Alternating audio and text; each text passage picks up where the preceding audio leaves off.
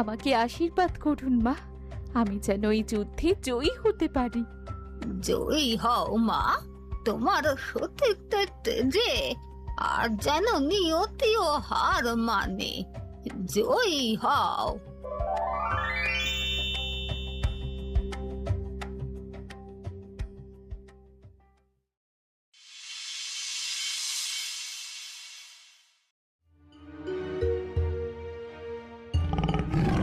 বের হয়ে এসো, বের হয়ে এসো হে মায়াবী বাঘ, আমি নন্দিনী এসেছি তোমার মুখোমুখি হতে।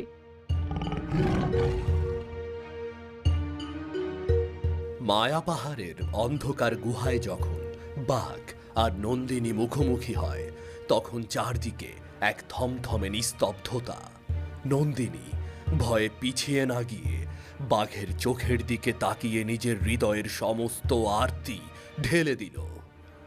আবার সেই ক্ষুদ্র মানবী, তোর ভয় নেই, আমি তোর হাড় মাংস চিবিয়ে খাবো।